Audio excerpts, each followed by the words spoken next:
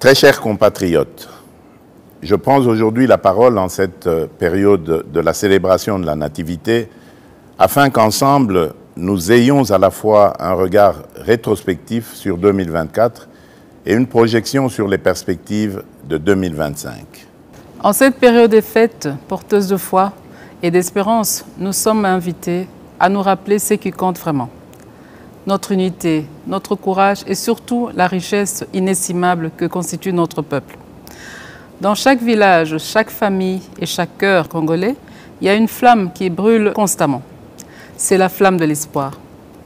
Dans la souffrance comme dans l'adversité, cette flamme continue de nous guider.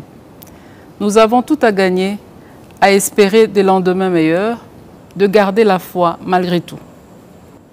Mes très chers compatriotes, nous sommes un peuple résilient.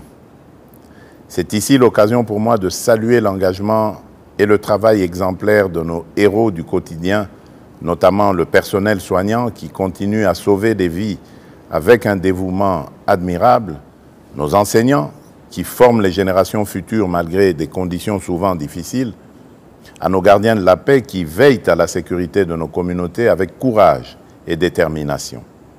Votre contribution, en dépit des épreuves que nous avons traversées cette année, est une source d'inspiration pour nous tous. Grâce à vous, notre nation reste debout et avance. Nous vous en sommes profondément reconnaissants. L'année 2024 n'a pas été exempte de difficultés. À l'Est, nos compatriotes sont sous le coup d'une menace existentielle imposée par des forces d'agression. Les difficultés sociales pèsent lourdement sur de nombreuses familles et nos villes sont confrontées à l'insécurité urbaine et à des embouteillages qui testent au quotidien notre patience. À celles et ceux qui ont perdu des êtres chers, aux déplacés internes arrachés à leur foyer, aux valeureux patriotes résistant aux Wazalendo et aux vaillants soldats qui, au péril de leur vie, défendent avec honneur notre souveraineté, nous exprimons toute notre compassion, notre profonde gratitude et notre immense respect. Ce qui nous menace n'est pas plus fort que notre foi en un avenir commun et notre capacité à résister ensemble. Toutefois, malgré ces épreuves, il est important de reconnaître que notre pays progresse. Il y a des domaines où les résultats sont beaucoup plus marquants et porteurs d'espoir. Par ailleurs, les efforts entrepris par le gouvernement, bien que parfois peu perceptibles, portent déjà leurs fruits. Pas à pas, nous nous relevons. En cette période où l'esprit de Noël réchauffe nos foyers, à travers des gestes simples de partage et de solidarité, nous pouvons réconforter ceux qui souffrent et tracer ensemble le chemin vers les lendemains meilleurs. Nous sommes un peuple forgé dans l'adversité et marqué par des décennies de lutte, un peuple fier. Mais pour définitivement triompher, il nous faut réapprendre à nous unir, à cesser de nous diviser pour des bagatelles.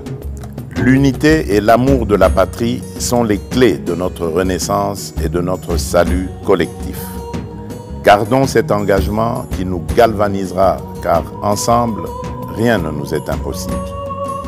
Mes très chers compatriotes, nous avons le pouvoir de relever les défis et d'écrire un nouveau chapitre de notre histoire. Je crois en vous, en notre nation et en notre capacité à avancer, quoi qu'il arrive. Nous vous souhaitons à toutes et à tous une année 2025 marquée par la paix, la foi, la solidarité, la réussite et la prospérité. Une année de progrès et de renouveau pour notre grande nation. Nzambe apambola bino. Nzambi kalusa kumuna. Mungu ababariki. Nzambi anubenesha. Joyeux Noël et bonne année à toutes et à tous. Que Dieu bénisse la République démocratique du Congo, son peuple et tous ceux qui l'ont choisi comme leur lieu de résidence.